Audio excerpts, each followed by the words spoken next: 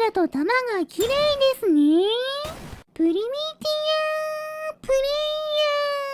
ヤーエールです。今回はレーザーキャノンを作ってみようと思います。レーザーをうまく利用して派手に光る玉を発射したいのに、うまくできたらチャンネル登録してもらえると嬉しいです。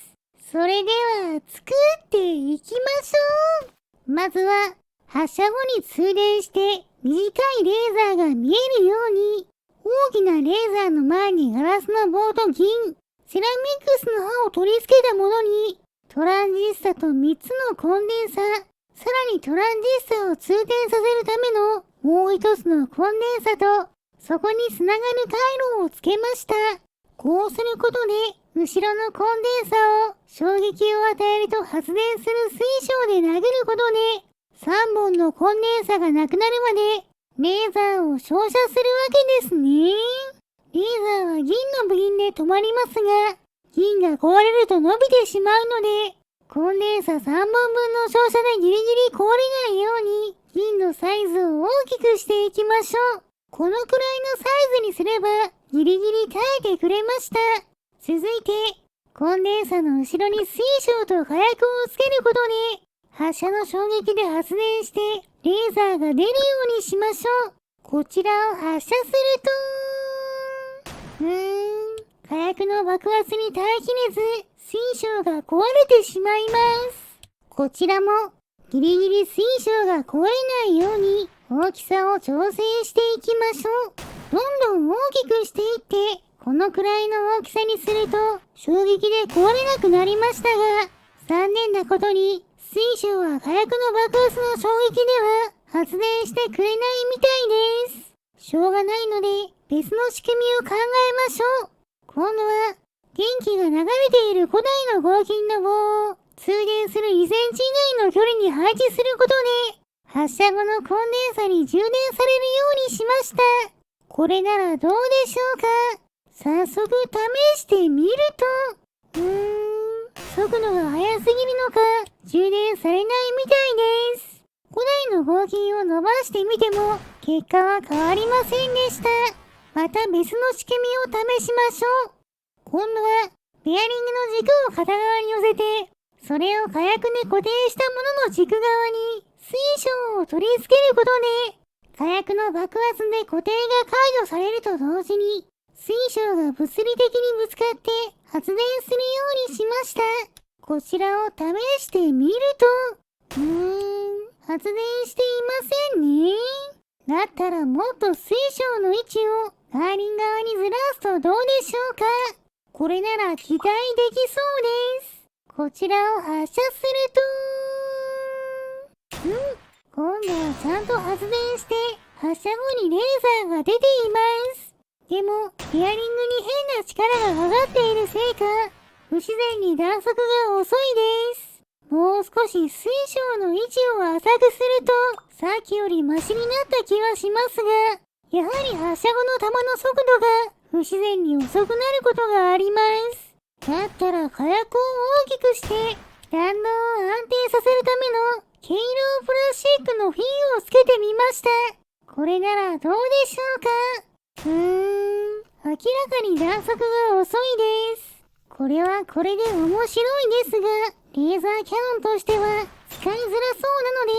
またさらに工夫します。ベアリングに力がかかるのが問題だと思ったので、水晶の代わりにコンデンサをつけることで、ベアリングの固定が解除されると、位置がずれて通電するようにしました。これならベアリングに力がかかることなく、レーザーを出すことができました。早速発射すると、仕組みは OK ですが、弾道がずれているので、再びフィンを追加して、もう一度試すと、前に傾いてしまいます。バランスを良くするために、コンデンサを下側にもつけましょ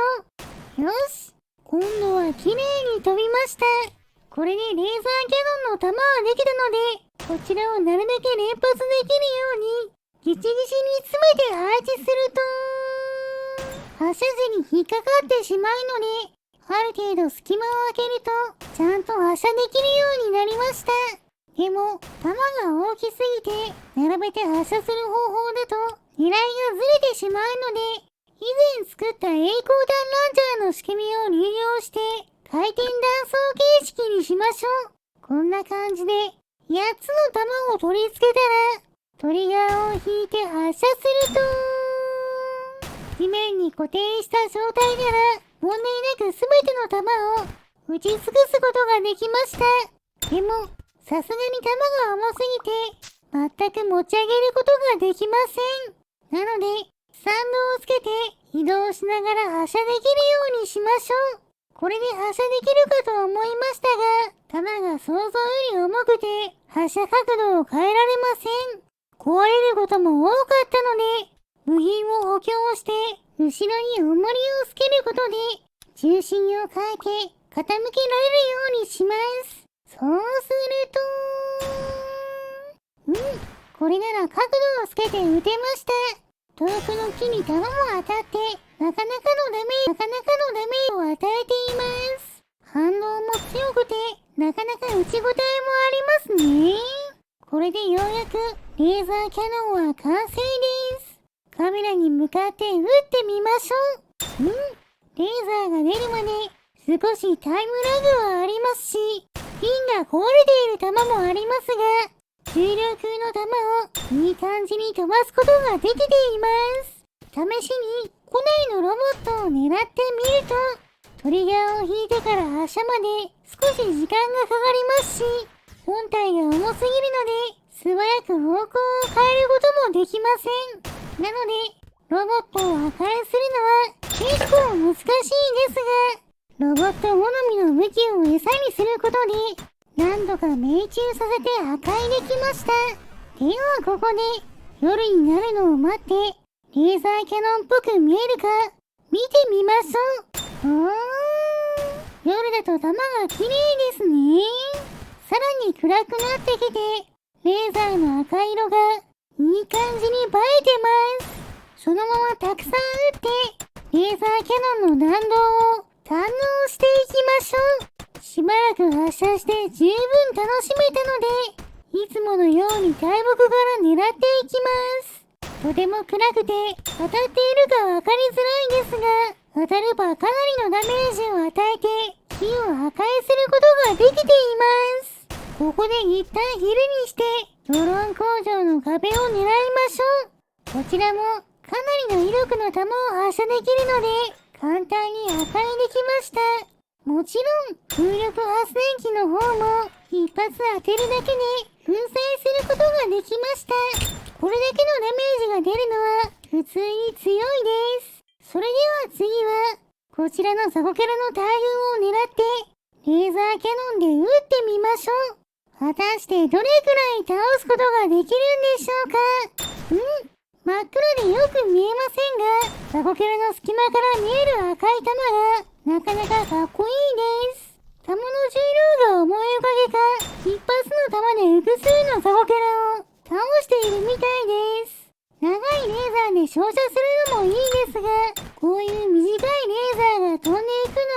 のもなかなか強そうでいい感じです。ちなみに私の視点だとこんな感じです。トリガーを引くと展開用のレーザーが上に伸びて回転する球に点火してくれます。球が発射されるとさらに上に伸びたレーザーが回転用の太陽電池に当たって次の球を装填する仕組みです。反動が強く思ったように飛ばないこともありますが、その分威力は高いですし、目立つ球も撃てるのでよしとしましょう。それでは最後はこちらの巨大スライムを狙ってレーザーキャノンで攻撃してみましょう。果たして倒すことはできるんでしょうか。しっかり狙って発射やったー !23,399 ダメージ、巨大スライムを倒しました。さすがはレーザーキャノン、一撃で十分です。それではこの勝利を祝してスライムを燃やしてしまいましょ